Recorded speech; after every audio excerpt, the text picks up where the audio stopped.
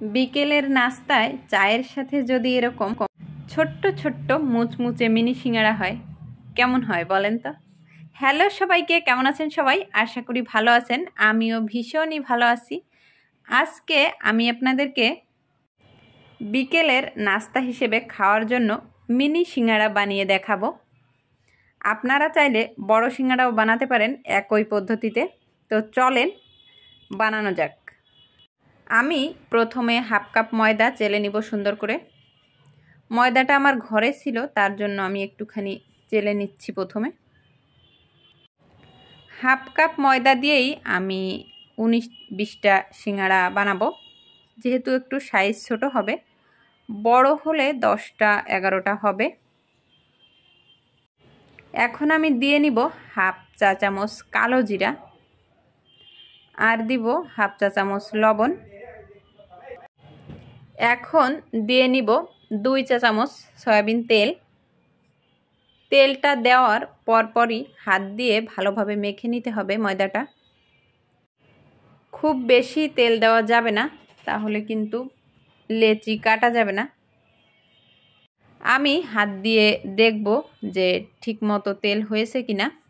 এই যে এরকম যদি দলা হয়, আবার চাপ দিলে সেই দলাটা ভেঙে যাবে, তখন বুঝতে হবে যে আমার তেলের পরিমাণটা ঠিক আছে। এখন আমি জল অ্যাড করব। জল কিন্তু অল্প অল্প করে দিতে হবে, একসঙ্গে সব জল দেওয়া যাবে না। মাখাটা যত ভালো হবে ডোটা কিন্তু ততই ভালো হবে, লেচিও ভালো হবে। হালকা হালকা করে জল দিব।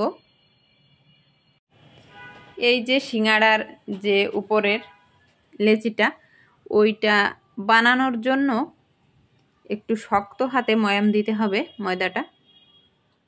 এখন ভিতরের পুর তৈরি করব, তার জন্য চলে এসেছি 2টা আলু নিয়ে। আলুর খোসাটা ছাড়িয়ে নিয়েছি। এখন কিউব আকৃতি করে কেটে নিব। যার যেরকম পছন্দ, ছোট পছন্দ হলে অনেক ছোট করে কাটবেন, আর মাঝারি পছন্দ হলে মাঝারি করে কাটবেন। আমি আলুটা মাঝারি আকৃতির করেছি।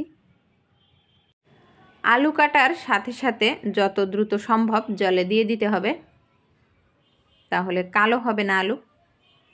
এখন চলে এসেছি চুলার কাছে। প্যান গরম হয়ে গেছে, দিয়েছি সয়াবিন তেল। এখন কিন্তু ভিতরের পুরটা তৈরি করব। প্রথমে 2টা পেঁয়াজ কুচি করে নিয়েছি। পেঁয়াজটা হালকা একটু ভেজে নিব, তারপরেই সব অন্য মশলা মিশাবো। এখন দিয়েছি গোটা জিরে। জিরেটা একটু পরে দেওয়ার কারণ হলো, জিরে প্রথমে দিলে পুড়ে যায়, অনেক বেশি কালো দেখায়, খেতে তিতে লাগে। তারপরে দিয়েছি 1.5 চা চামচ আদা রসুন বাটা। এখন দিয়েছি একটা টমেটো কুচি। আপনাদের কাছে টমেটো না থাকলে টমেটো সসও দিতে পারেন, আর টমেটো সস না দিলেও সমস্যা নেই। 1 চা চামচ জিরে গুঁড়ো আর 1 চা চামচ শুকনো মরিচের গুঁড়ো দিয়ে নিয়েছি। লবণ আর হলুদটা পরেই অ্যাড করব, প্রথমে এইগুলো ভালোভাবে কষিয়ে নিব। এই যে এখন দিব লবণ। লবণ দিয়েছি হাফ চা চামচ। মশলাটা হালকা একটু কষিয়ে নিব, তার জন্য একটু জল অ্যাড করেছি।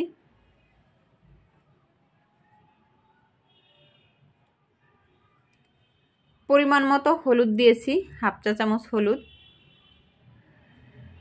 হলুদ দেওয়ার সঙ্গে সঙ্গে কিন্তু এই যে মশলাটার রংটা চেঞ্জ হয়ে গেছে, সুন্দর কালার চলে এসেছে। ঢাকনা দিয়ে একটুখানি কষিয়ে নিয়েছি। এখন আলু অ্যাড করে দিলাম।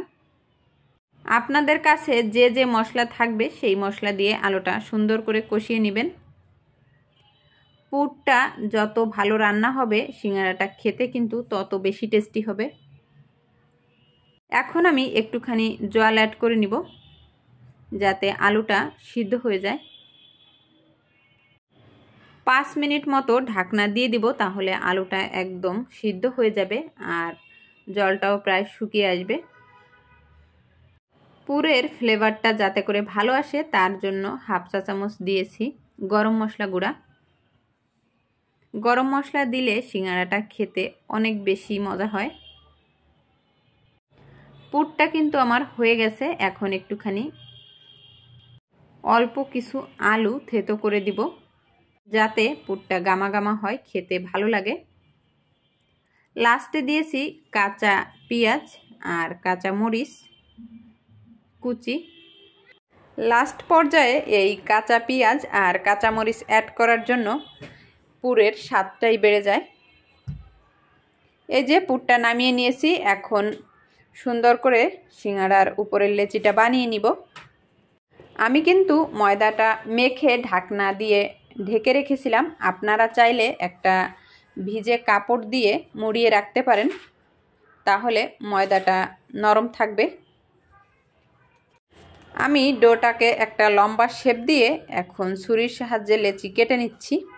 একটা লেচিতে 2টা করে সিঙ্গাড়া হবে।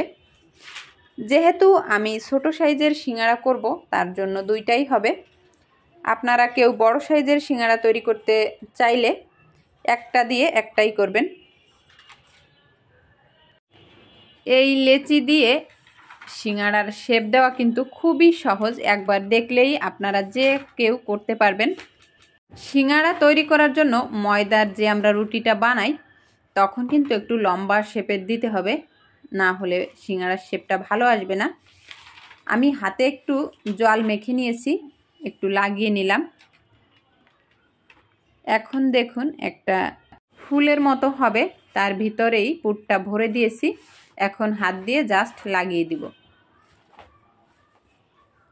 এই সময়ও আপনারা চাইলে হাতে জল মেখে নিতে পারেন।